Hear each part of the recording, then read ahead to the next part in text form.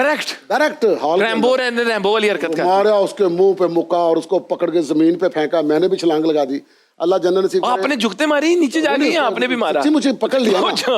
अब शौकी खान साहब सबसे मतलब कमजोर सेहत, अल्लाह उनको जन्नतों में घर करे। अच्छा। कहता कुंडियां लाओ ना जो बाहर कोई ना जाए। वो डर गए, उनके पता नहीं कौन से ये बदमाश है। खैर वो फिर खत्म हो गया मामला। आप अभी बात कर रहे थे कपिल शर्मा पे काफी सवाल हुए, तो वहां पे स्क्रिप्टिंग का प्रोसेस क्या होता था?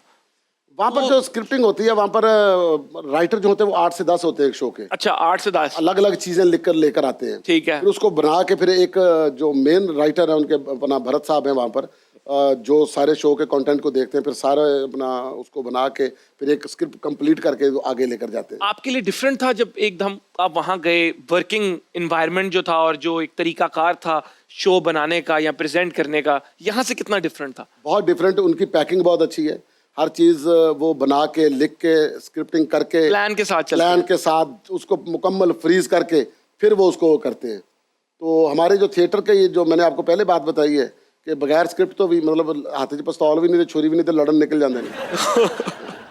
ये लेकिन ये बड़ी निडर हरकत है, नटारा है ये, बड़ा जिसकी वजह से उन्होंने पूरी दुनिया में नाम भी कमाया। कपिल जो था वो इस बात पे बड़ा हैरान भी होता था, कहता पाजी मैंने वो बड़ा मजा आंदा जरा तुसी हाल च काउंटर कर दियो ना, वो बड़ा मजा आंदा।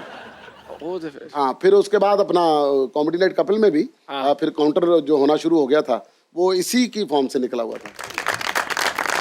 लव हो गया, मुझे लव हो गया। आप लोग कहते थे ना तेनू मोहब्बत नहीं होंदी, मोहब्बत हो गई। आज मैनू नसीम भाई नाल मोहब्बत हो गई है, ते ये मोहब्बत हुण रुकनी नहीं, लेकिन तुसी ब्रेक लैके जल्दी वापस आओ। कीप वॉचिंग हद कर दी विद मोमिन साकिब। गल ही नहीं कर रहे, कहते ने मेरी आवाम आएगी तो मैं गल करांगा। एडी मोहब्बत कोई किसी नाल किंज कर सकता है? आप लोगों का इंतजार कर रहे थे। Welcome back ladies and gentleman. यार मजा आ गया। करना तो मैंने तोले बगैर बोलो था, लेकिन मैं पिक्चर सेगमेंट की तरफ जाना चाहूंगा और वो मजे मजे की कहानियां इनसे सुनना चाहूंगा जो इन तस्वीरों के पीछे है। तो तस्वीरें मैंने खुद अभी नहीं देखी, क्या तस्वीरें हमारे पास हैं, आए देखते हैं। लगाएं जी पहली तस्वीर। अरे सोनाक्षी कैसी हो? बिल्कुल मुझे उसकी आवाज नहीं आ रही। कैसा रहा ये? बहुत अच्छा था। ये अपना जब इनकी फिल्म की प्रमोशन थी तो प्रमोशन के लिए ये आई हुई थी, तो मेरा इनके साथ जो मतलब एक एक्ट था, इसमें मेरी किडनी निकाल के बेच देते हैं कपिल।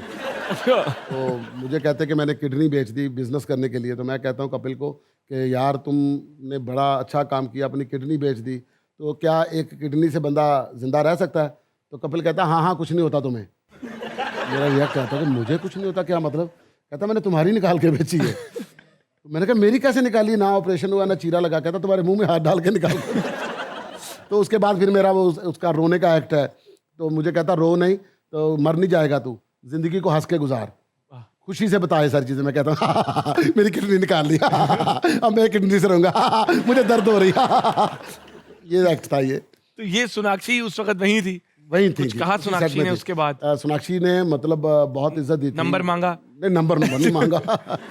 इतने नहीं, बस उसने मतलब अप्रिशिएट किया कि आप बहुत अच्छे कलाकार हो, आपको देख के बहुत अच्छा लगता है, बहुत मज़ा आता है। मैं आपको बच्चन साहब की बात बताता हूँ। जब बच्चन साहब के साथ पहली दफ़ा मुलाकात हुई, मेरा था कि मैं जाके पैर छूऊंगा, उनकी तारीफ़ें करूंगा, उनकी फिल्में गिनवाऊंगा, उनको कहूँगा सर मैंने आपका वो डायलॉग याद किया हुआ है, सर आपकी वो बात याद की हुई है। उन्होंने इतना मौका ही नहीं दिया। वो कहते हैं कि आप बहुत बढ़िया हैं, आप ये हैं, आप वो हैं, ना पैरों को हाथ लगाने दे रहे ना कुछ करने दे रहे, तो बंदा फंबल ही हो जाता है कि यार इतना बड़ा आदमी मतलब आपको क्या रिस्पेक्ट दे रहा है। वाह, क्या बात है, क्या बात है वाकई। और यही बड़ापन होता है, ऐसा ही जब है। आप किसी को और इज्जत दो। और इज्जत दो। क्या बात है। आ जाए जी अगली पिक्चर। करीना। अच्छा, आप तो फुल संजय दत्त, चेने शेने निकली हैं, बाल, ये कोट है, चमकता हुआ कोट। करीना ने कहा नहीं कि बहुत प्यारे लग रहे हो? ये एक्ट आप जब देखेंगे यूट्यूब के ऊपर, नेट के ऊपर आप देखेंगे तो आपको बहुत मज़ा आएगा। ये तकरीबन कोई अपना 25 से 30 मिनट का एक्ट था, मतलब शो के अंदर उतना लग नहीं सकता, मतलब उतना ही लगता है जितना आपका मतलब हिस्सा होता है, तो उसमें थोड़ा लगा था। तो अगर 35 मिनट या 30 मिनट ये किया था ना, तो 35 मिनट या 30 मिनट करीना कपूर क्लैप करती रही है और 3-4 दफ़ा कट हुआ था उनके हंसने की वजह से। अगली क्या है पिक्चर आप लोगों ने ढूंढी? अरे पठान। कैसा रहा शाहरुख के साथ मिलना? चेन्नई की प्रमोशन थी, चेन्नई एक्सप्रेस की। ठीक है। तो उसके अंदर थोड़ी देर के लिए शाहरुख भाई जो थे वो पीछे आए थे विंग में। ठीक है। ये मेरी विंग थी जहाँ पर मैं खड़ा हूँ, तो वहाँ पर आ गए थे अपना सिगरेट पीने के लिए। तो वहाँ पर हम तकरीबन 1 घंटा हम दोनों बैठे रहे थे। 1 घंटा? 1 घंटा उन्होंने मुझसे पाकिस्तान के बारे में पूछा है, क्या बात हुई, जरा फैमिली ये के बारे में बताएं। पूछा है कि लाहौर कैसा है, तो आप रहते कहाँ पे हैं, फैमिली कैसी है, फैमिली के बारे में बताया कि मेरा बेटा, मैंने कहा अली है, तो वो छोटा था उस वक्त बहुत ज़्यादा। मैंने कहा वो खुद को शाहरुख समझता है। अरे अरे नहीं नहीं, उसको मेरी तरफ से बोलिए कि वही शाहरुख है, बल्कि मेरी बात करवाएं। अंदर सिग्नल नहीं आ रहे थे। फिर अपना वीडियो क्लिप बना के शाहरुख भाई ने अली के लिए उसको विशेष दी। उस वक्त होता था कि अपना मोबाइल में ना सेव करनी पड़ती थी वीडियो, मैंने सेव ही नहीं की। फिर जब बाहर आके मैंने देखा तो उसकी वीडियो सेव नहीं थी। मैंने कहा भाई वो तो वीडियो सेव ही नहीं हुई। कहते दोबारा बना लो। फिर दोबारा बनाई। फिर साथ बैठी हुई थी अपना दीपिका और रोहित शेट्टी, तो डायरेक्टर थे जो फिल्म ये के। देखा अपना दीपिका इमेज में से ली है अपनी बचपन दी अपना। नहीं, उस इसके अंदर जब मैंने एक्ट किया था, वो एक्ट मेरा ये था कि दीपिका को मैं प्रपोज करता हूँ। अच्छा। दीपिका जी मैं आपको प्रपोज करूँ? कहती हाँ करो। आप देखना वो एक्ट है स्क्रीन के ऊपर। तो कहती हाँ करो। मैं कहता हूँ कि आप मुझसे अगर शादी करोगी तो आपको बड़ा फ़ायदा होगा। जब लोग आम बंदे से शादी करते हैं तो आम बंदा काम पे जाता है, तो बीवी घर में बैठ के रोटियां पकाती है और कहती है मेरे जो हैं इस वक्त काम कर रहे होंगे, मेरे इस वक्त जो हैं वो अपना ये कर रहे होंगे, वो कर रहे होंगे, अब आ रहे होंगे। मेरा और आपका उल्टा हो जाएगा। आप काम पे जाओगी, मैं घर में बैठूंगा। मैं रोटियां पका के कहूँगा मेरी दीपू इस वक्त जो ना शाहरुख के साथ सीन कर रही होगी। ठीक है, मेरी दीपू जो है इस वक्त वो सीन पढ़ रही होगी, एकदम हाथ जलेगा, ज़रूर शाहरुख के गले लगी होगी। जहाँ नसीम भाई ने हमें इतना हंसाया, हमें इतना खुश किया, हमारी दुआ है कि अल्लाह ताला भी इनको ज़िंदगी में वो खुशियाँ दें जो ये डिज़र्व करते हैं।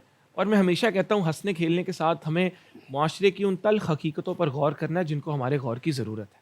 इसीलिए हम अपना शो एंड करते हैं हमारे गौर करो सेगमेंट से। आए चलते हैं गौर करो की तरफ।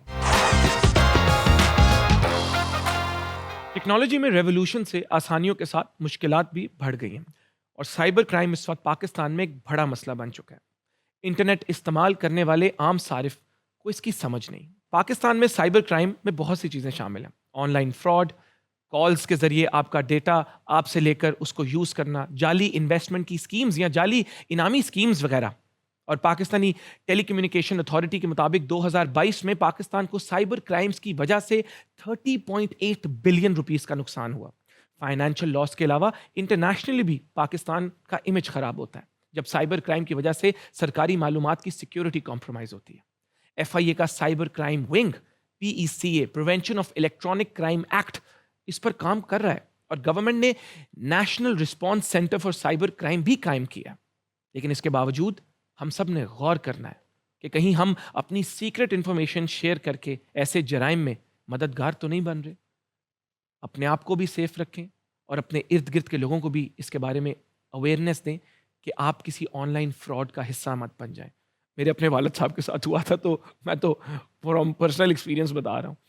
तो नसीम भाई इस पे आप कुछ कहना चाहेंगे? मैं यही कहूँगा कि अपना बहुत ख्याल रखें, ऐसी चीज़ों से बचें। कोई भी आपको कभी भी आपके काम के बगैर कुछ नहीं देता, और अपनी डिटेल सिर्फ उस वक्त दें जब आपको कोई चीज़ रिक्वायर हो, और उस नुमाइंदे को दें जिससे आपको काम है और जो मतलब असल है। हर किसी के साथ अपनी प्राइवेसी को शेयर मत कीजिए, इससे बहुत सारे लॉसेस हो रहे हैं।